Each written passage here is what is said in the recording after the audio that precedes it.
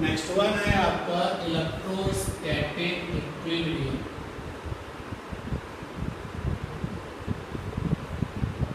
Electrostatic equilibrium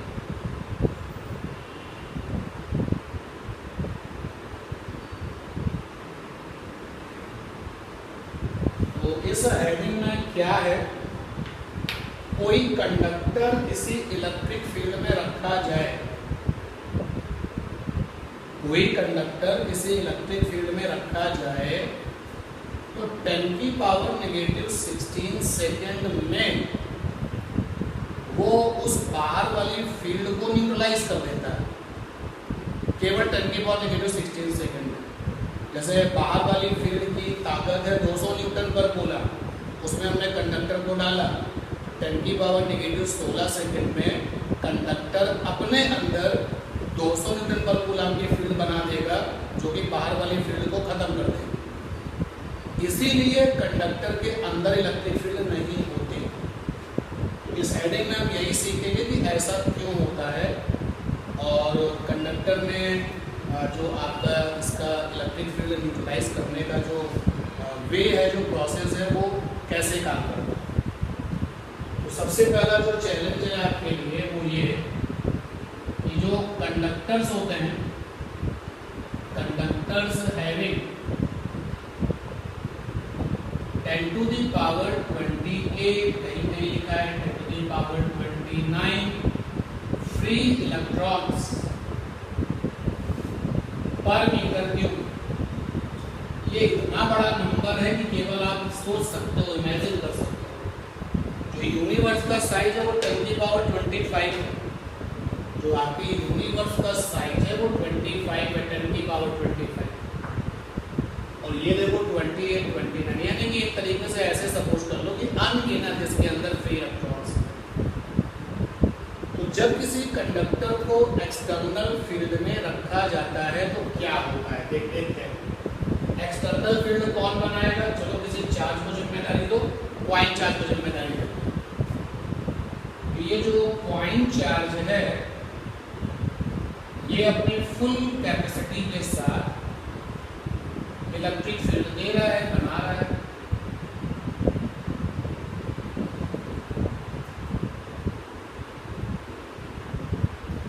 और ये हमारे पास कंडक्टर है,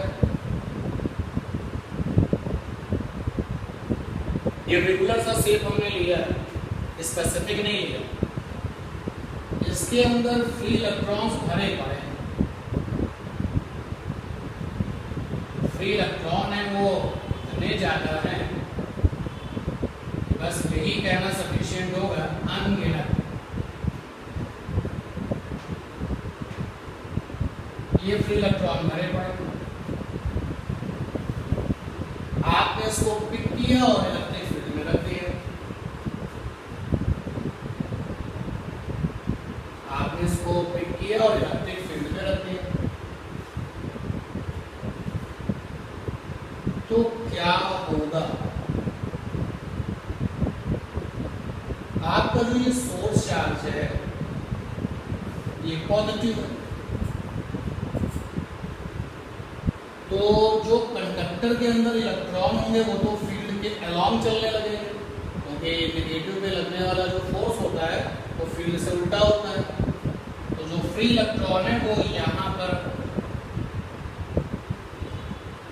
या इस बार ऐसा करते हैं नेगेटिव से दिखाते हैं, तो इसके अंदर जो नेगेटिव वाले चार्जेस हैं in form of the free electron वो फील्ड से अपोजिट भागेंगे। ये जो 2-4 लाइनें हमने फील्ड की दिखाई हैं, सिचुएशन में इससे ज्यादा होती है। चलो मैं इस जोन में कुछ इलेक्ट्रिक फील्ड लाइंस और बढ़ा देता हूँ। तो इलेक्ट्रिक फील्ड भी 1 कूलम चार्ज के लिए कितनी लाइनें होती हैं, भूल गए, याद है 1.13 × 10⁻11। ठीक, ये देखिए इलेक्ट्रिक फील्ड। अब जो इसके अंदर के जो नेगेटिव चार्ज है वो फील्ड से अपोजिट भागेंगे, किधर भागेंगे, अपोजिट साइड में भागेंगे फील्ड से। तो ये सारा का सारा जो इलेक्ट्रॉन था वो फील्ड से अपोजिट भाग रहा है। इस तरफ, जो कंडक्टर की इस तरफ की दीवार है उस तरफ। अच्छा, ये फ्री इलेक्ट्रॉन किसके हैं? किसी एटम के हैं। तो मान लो कि ये जो मार्कर है ये एटम है और इसकी जो कैप है वो फ्री इलेक्ट्रॉन है। ये फ्री इलेक्ट्रॉन निकल के कहीं चला गया, ये बेचारा कैसा हो गया? पॉजिटिव। तो जिस एटम के ये फ्री इलेक्ट्रॉन है करस्पॉन्डिंग वो एटम पॉजिटिव हो गया और पॉजिटिव की तरफ भागेगा, फील्ड से एलॉन्ग भागेगा। जो पॉजिटिव है वो फील्ड के एलॉन्ग भागेगा ही। That the phenomena is called polarization of charge। इसको चार्ज का पोलराइजेशन कहा जाता है। और जो चार्ज फील्ड को पसंद कर रहा है, यानी कि जो फील्ड की तरफ आया है, फील्ड से उल्टा आया है, वो कहलाता है बाउंडेड चार्ज।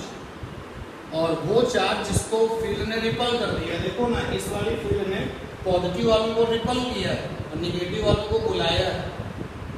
तो एक्सटर्नल फील्ड जिस चार्ज को बुला रही है towards opposite to its direction, वो कहलाता है बाउंडेड। और जिसको वो ढकेल देती है that is called the free.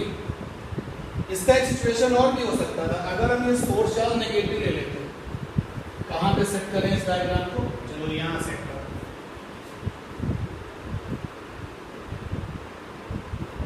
ये हमारे पास में सोर्स चार्ज है और ये नेगेटिव है। All the field is towards inward in direction. अब इसी कंडक्टर को उठा करके आप यहां अगर रखते हैं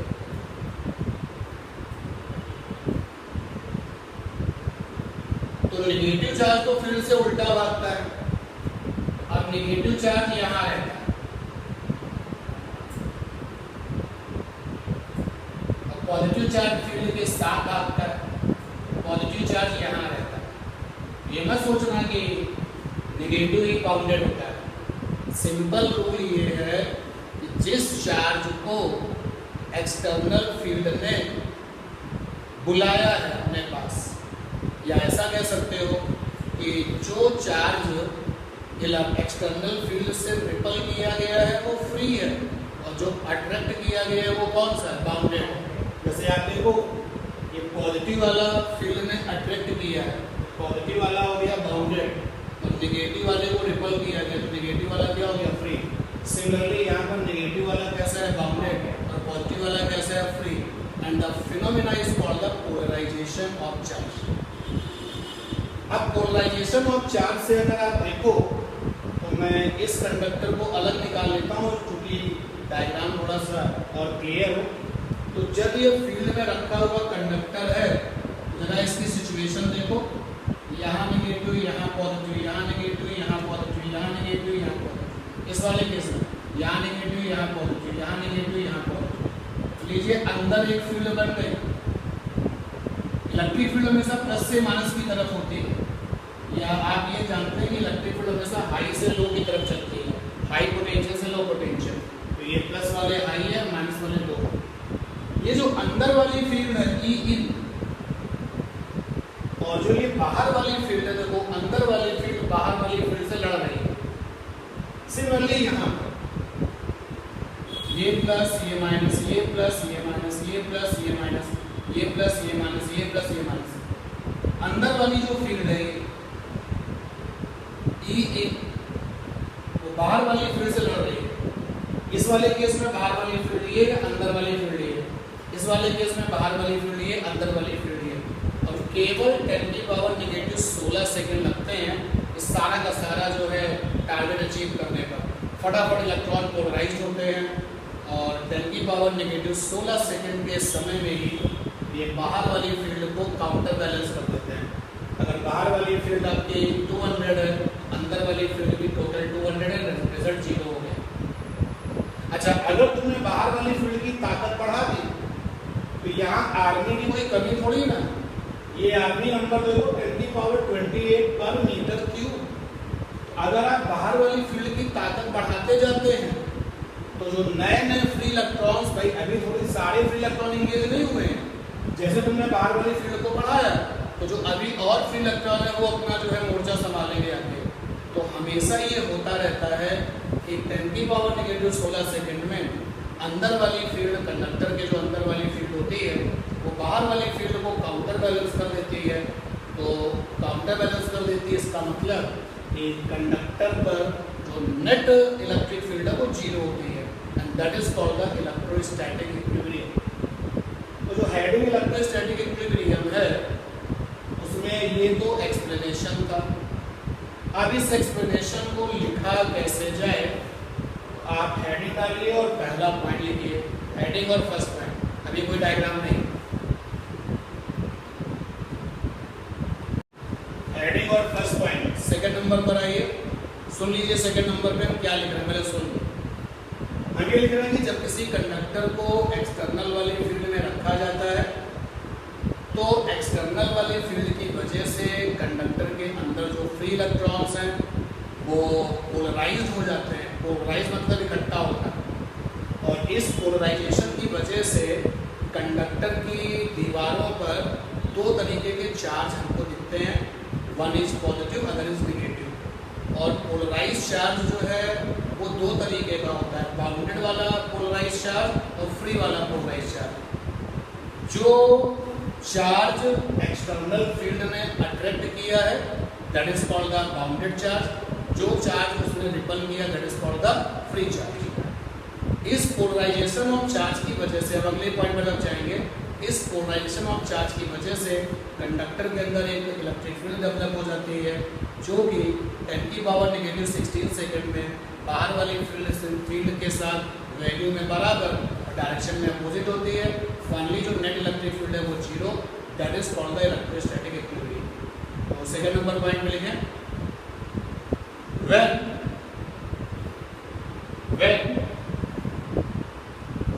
conducting material is placed, when conducting material is placed under external electric field,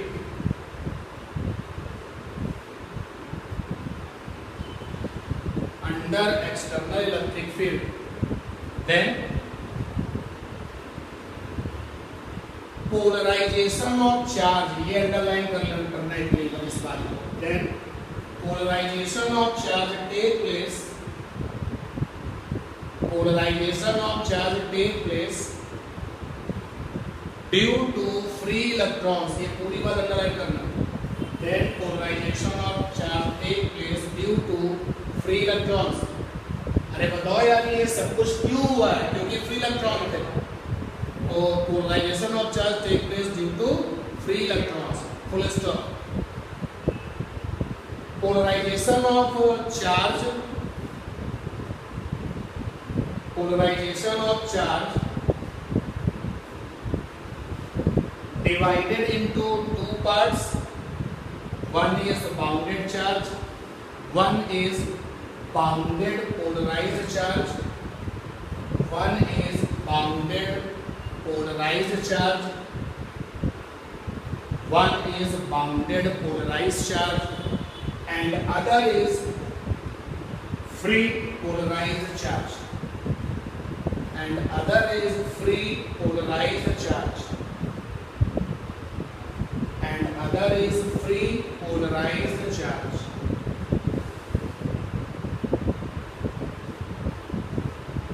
bounded वाला जो पोलराइज चार्ज है वो क्या है, जो जिस चार्ज को एक्सटर्नल फील्ड ने अट्रैक्ट किया है वो बाउंडेड है, जिसको रिपल किया है वो फ्री है।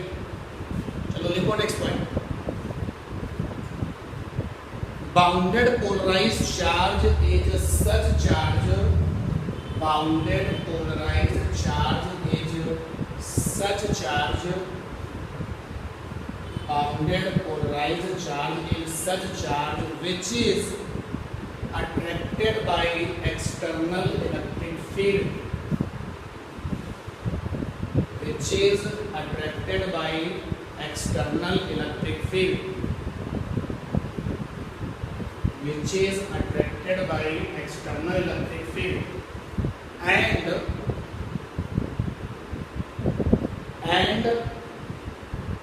which charge repelled by external electric field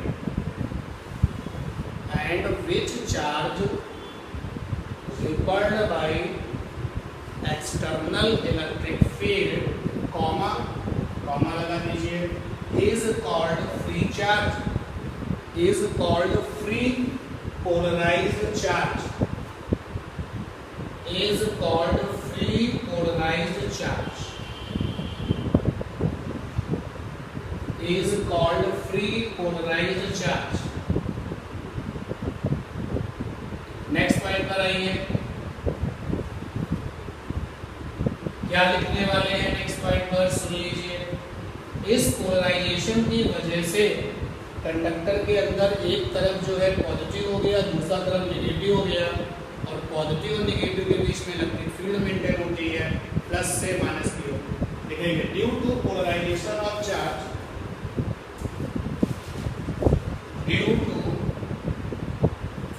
polarization of charge,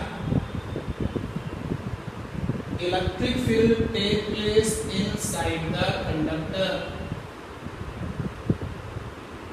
Due to polarization of charge, electric field take place inside the conductor.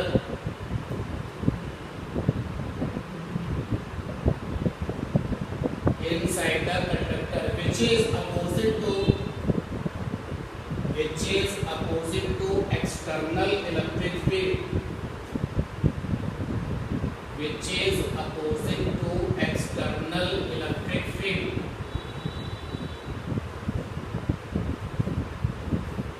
And just after 10 की power -16 second, and just after 10 की power -16 second, this inside field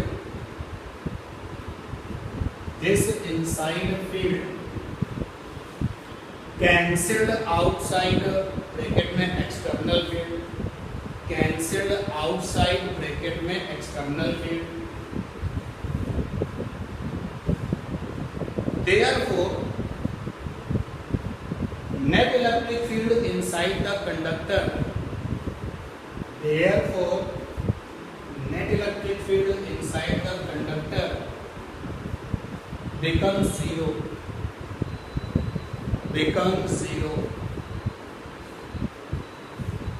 full stop. This is called electrostatic equilibrium. और ये electrostatic equilibrium कहलाता है।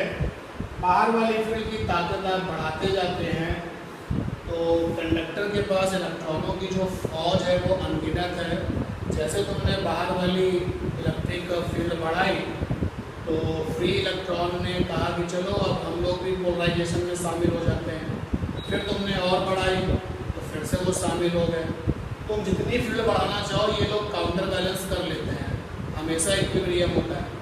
इसलिए जैसे इस diagram को जब आप देख रहे हो तो देखो ई इन ये हमने बनाया, ई इन ये पोलराइजेशन से आया है, और एक्सटर्नल वाला तो फील्ड होगा ही होगा। एक्सटर्नल वाला फील्ड इस तरफ है, अंदर वाला इस तरफ है, दोनों बराबर तो जीरो हो गया। सिमिलरली यहाँ पर भी ई इन मैंने दिखा दिया है, एक्सटर्नल वाला फील्ड पहले से ही है, दोनों लोगों का काउंटर बैलेंस हो जाता है। ये है आपका इलेक्ट्रोस्टैटिक इक्विलिब्रियम। सपोर्टिंग डायग्राम जो ये दिख रहे हैं उसमें मैंने देखो इस वाले चार्ज को बाउंडेड चार्ज लिखा है, इस वाले चार्ज को फ्री चार्ज लिखा है, यहाँ पर इसको बाउंडेड लिखा है, इसको फ्री लिखा है। सपोर्टिंग डायग्राम आप बना सकते हैं।